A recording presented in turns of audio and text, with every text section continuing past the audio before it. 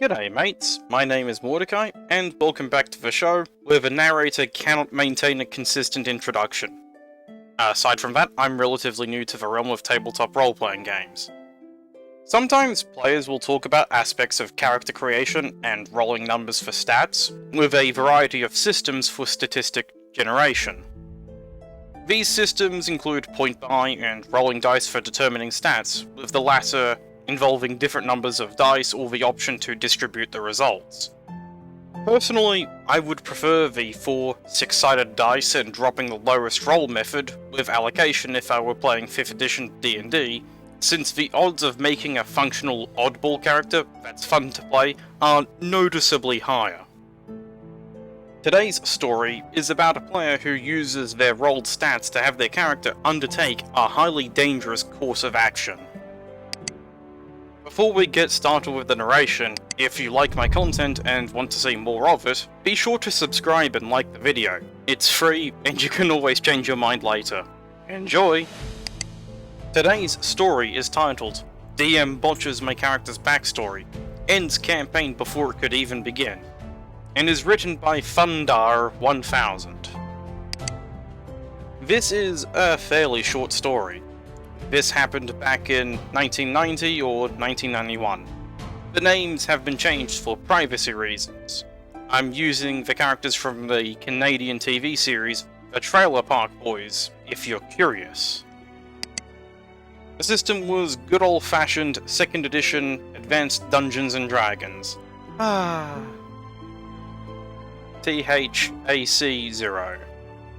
My group's main DM, Randy, was starting a new homebrew campaign setting of his own design. He asked us to make a few new first-level characters specifically for the setting.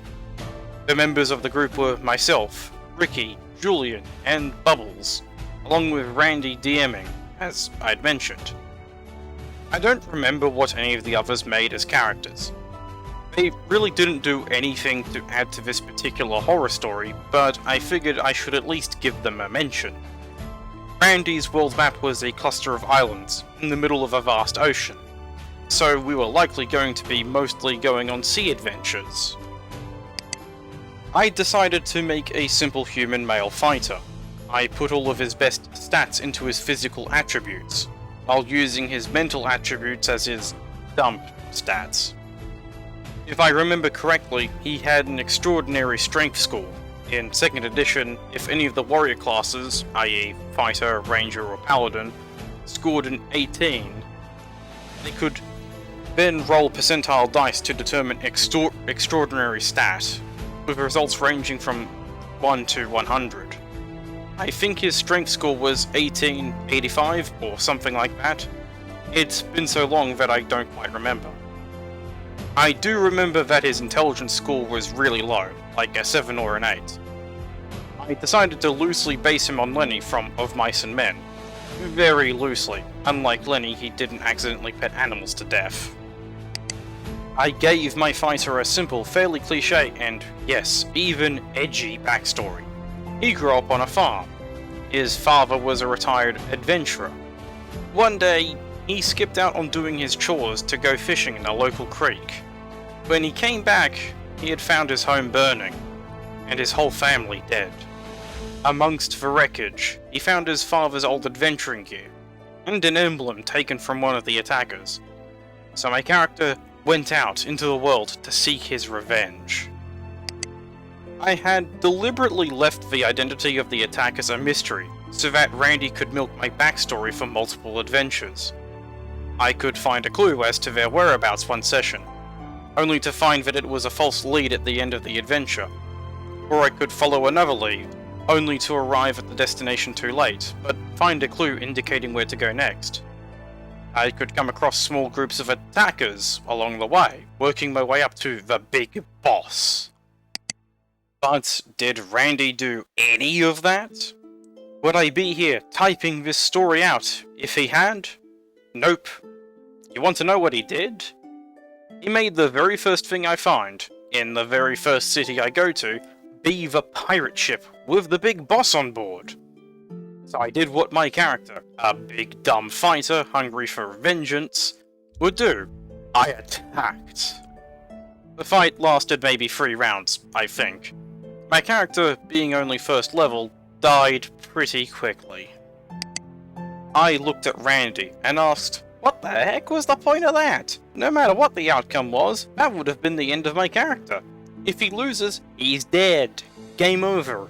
If he wins, his whole motivation for becoming an adventurer is gone and he retires. Again, game over. If this was supposed to be a long-running campaign, why cut it short like that? You didn't have to attack them, Randy replied. Yes, I shot back. Yes, I did have to attack them. My character is a moron. I deliberately made him that way.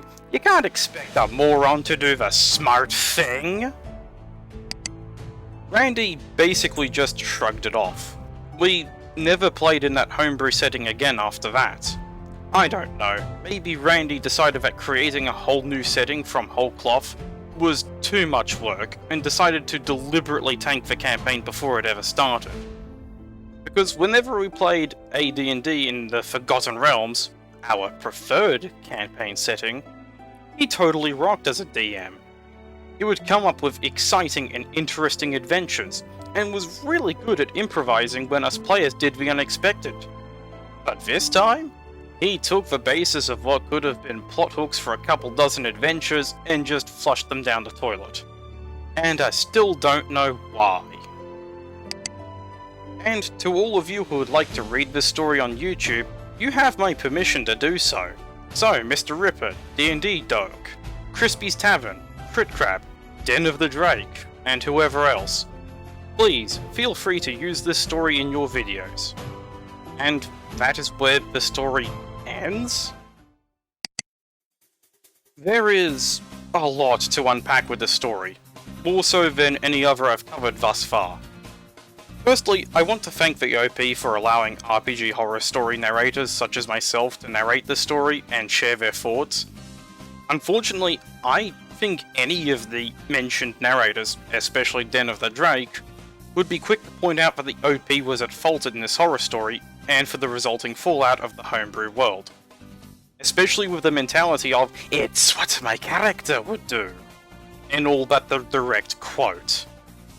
Incidentally, it's implied that the DM was branching out and trying to run a story as opposed to merely a set of adventures, and that as a result the DM has now gone back to just doing adventures, with diminished interest in the story aspects.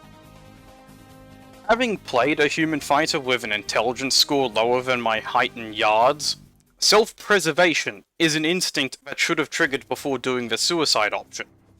Whilst true that I can't expect a moron to do the smart thing, I can expect a moron to not be completely stupid by charging into a rather dangerous situation, without any consideration for what might happen. Especially when the fighter, in character, already knows just how dangerous these hostiles can be, or that they are indeed prepared to kill without consideration for mercy. Both my own experience and seeing what this OP did with a low intelligence character has made me a bit unsure on using intelligence as a quote-unquote dump stat for my characters. Obviously, there are indeed solutions that the DM could have implemented. A handful of guards to the docks preventing unauthorized access without a permit, or having the pirate crew capture the fighter before tossing him overboard and leaving him to his fate. However, at the end of the day, it is the responsibility of the players to make sure that their characters behave sensibly. As an inexperienced player, these are the lessons I learned from this OP-caused horror story. Thanks for watching. If you enjoyed the video, feel free to subscribe and leave a like. It's free to do, and you can change your mind later. If you have any thoughts on this story or feedback on how it can improve, feel free to leave a comment. Again, thank you very much for watching, and I shall see you all next time.